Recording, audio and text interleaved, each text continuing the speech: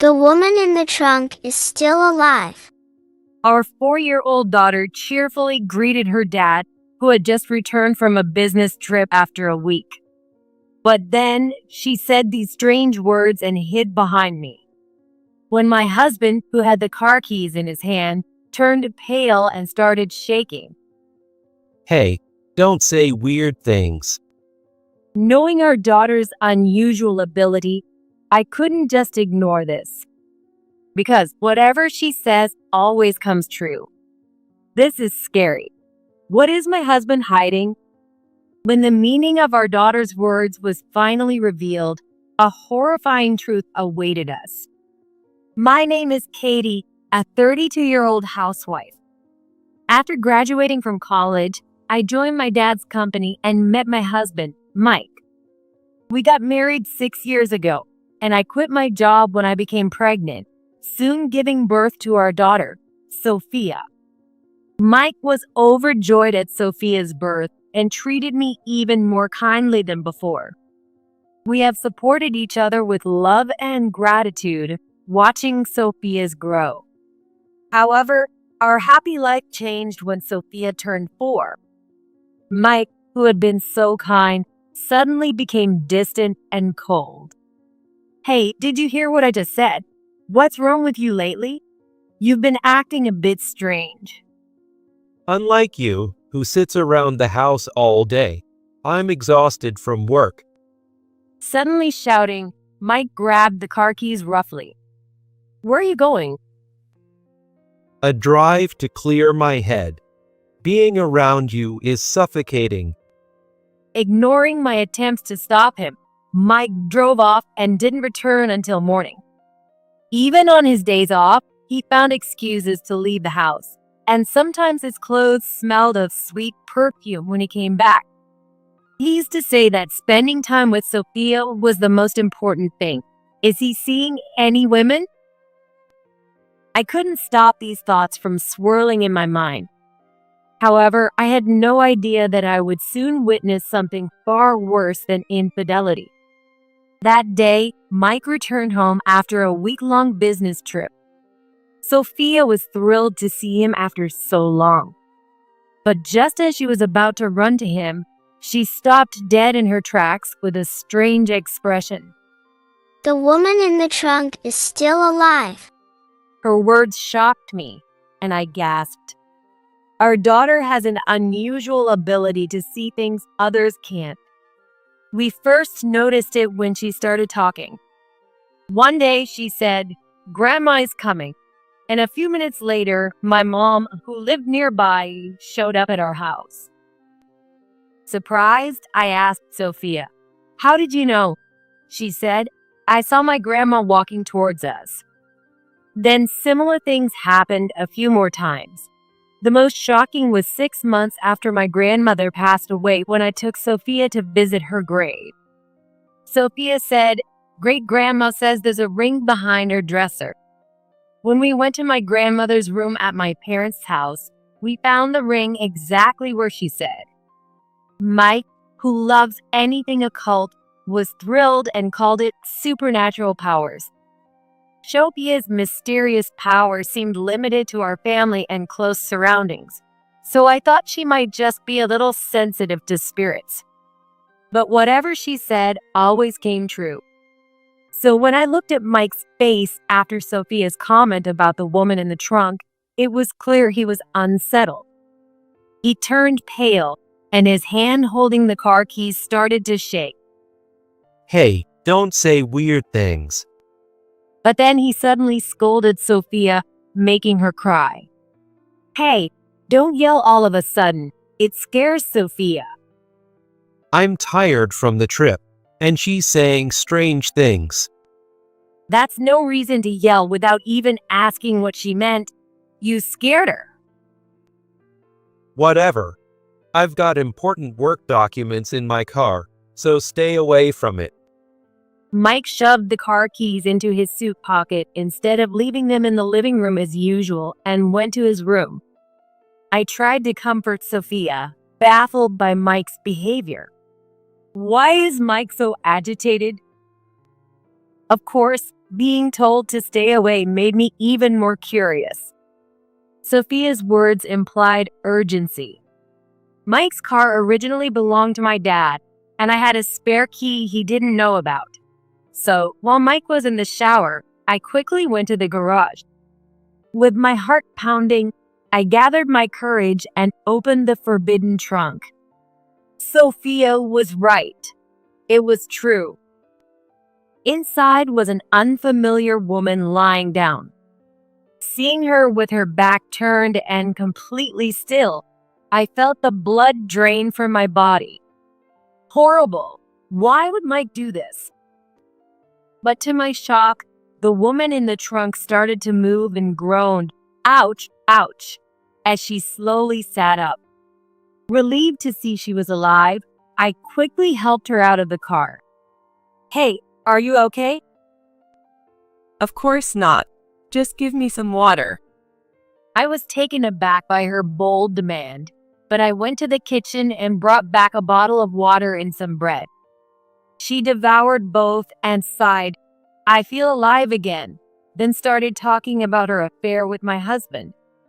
It turned out she was Mike's mistress. They had met online about 3 months ago, which was when Mike's attitude towards me had suddenly turned cold. Mike had secretly taken her along on his business trip, but on the way back, they had a heated argument. She threatened to tell me, and as she tried to leave the car, he chased her, and they ended up in a physical struggle. She hit her head when he pushed her, lost consciousness, and woke up in the car trunk. Apparently, Mike thought she was dead and panicked, hiding her there. I felt sickened by his cowardice. We should go to the hospital and the police right away. I'm fine for now. I'll see a doctor tomorrow. And we don't need to go to the police, but you'll need to cover my medical bills. Of course, I'll pay for that. Great, then how about $500,000? Excuse me? I looked at her thinking I had misheard. Why are you so surprised? Your husband is the son of the CEO, right? If I go to the police, the company is done for, and you'll lose your happy life too. I finally realized there that she was threatening me. From her story, it was clear Mike had been lying to his mistress about many things. While it's true he is technically the son of the CEO since he became my dad's son-in-law, it was part of the arrangement because I'm an only child. However, since he's not even an executive in the company yet, his arrest wouldn't have such a significant impact. Also, the house we live in is in my dad's name, so I wouldn't lose everything. But $500,000 is a lot of money. My husband is an asshole, but you are just like him. I was completely exasperated and decided to take them both down together.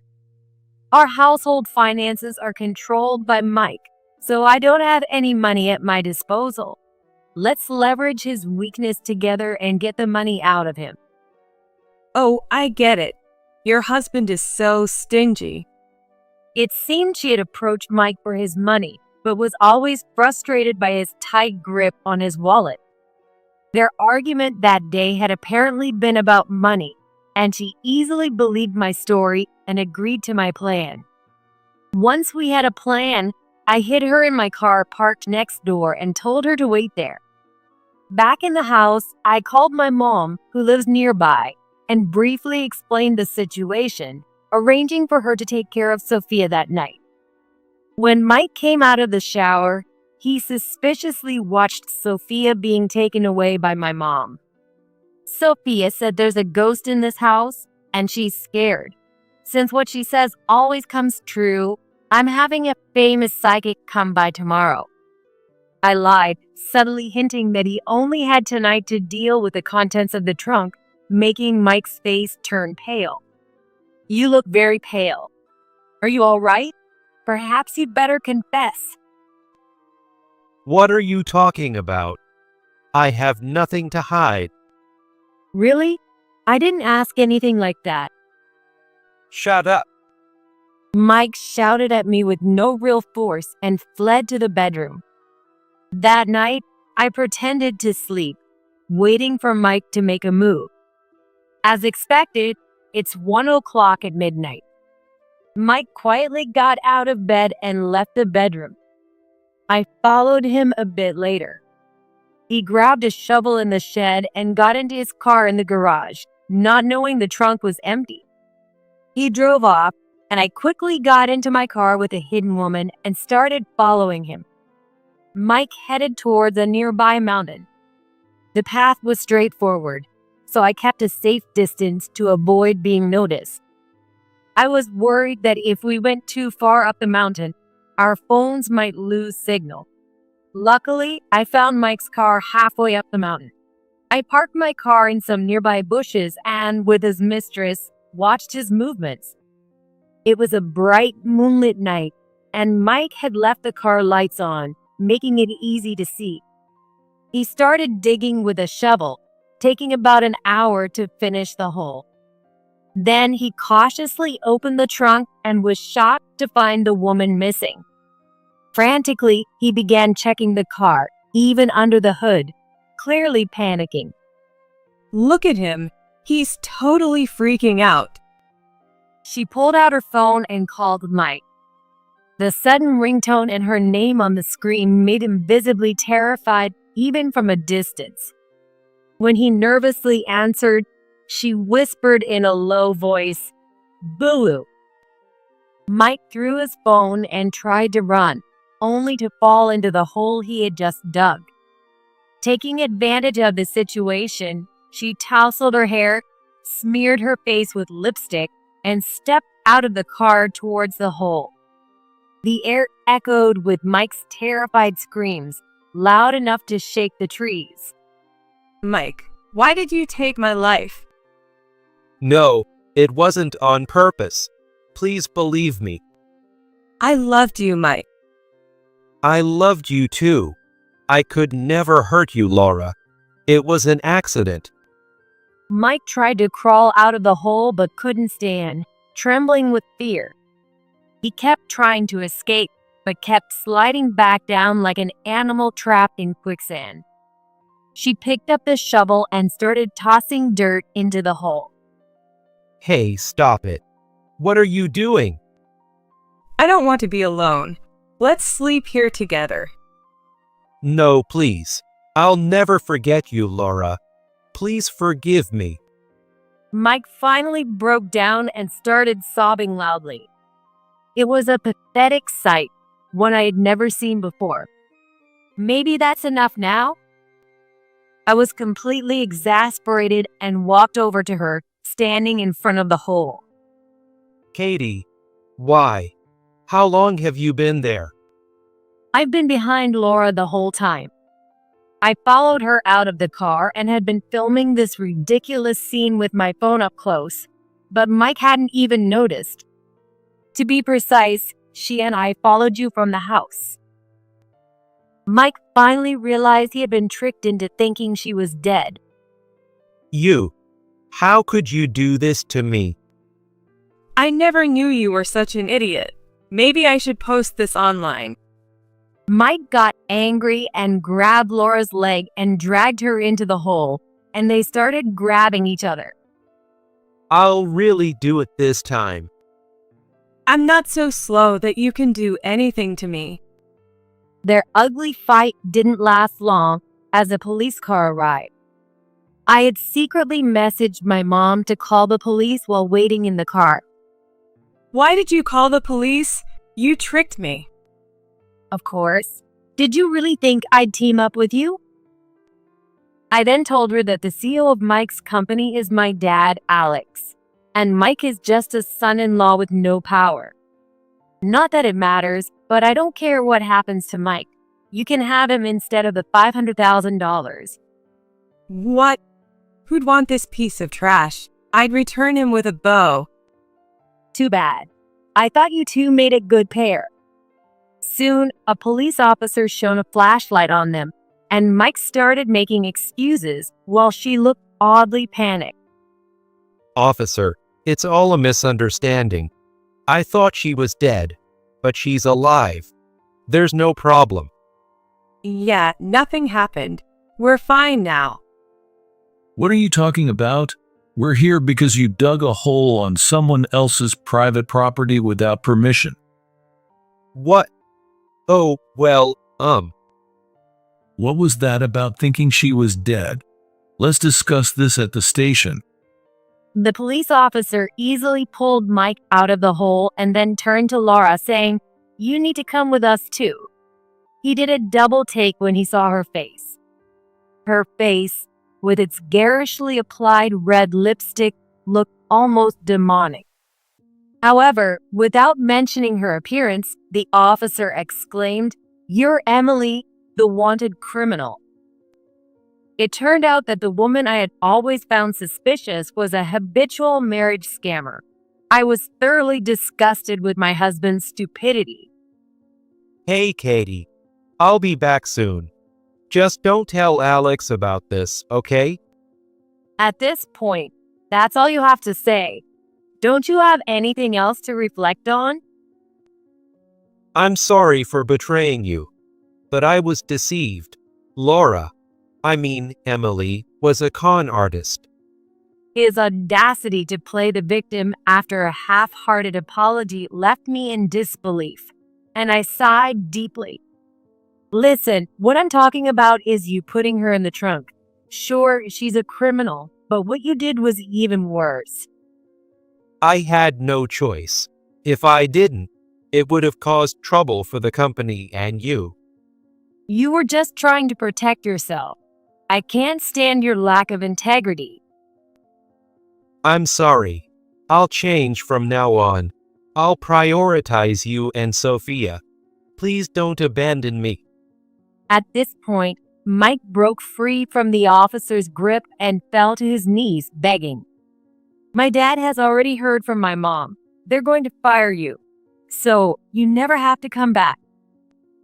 With that, I turned away, leaving Mike sobbing on the ground, and the sulking mistress was taken away by the police.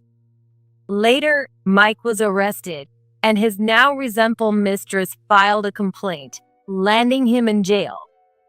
I divorced Mike, demanded $20,000 in alimony for the affair, $100,000 in child support, and an additional $20,000 from the mistress. Mike also faced a $30,000 compensation claim for assault from the mistress, leaving him deep in debt. As for me, I moved back in with my mom for help with childcare and returned to work at my dad's company. You know, Grandpa wants Mommy to help his work. It was Sophia's simple comment that gave me the push I needed. I had always assumed that my dad didn't have high expectations for me, but it turns out he wanted me to take over his company. With the mysterious power of Sophia, I learned my dad's true feelings, and now I'm going to work hard and grow up myself to raise Sophia well.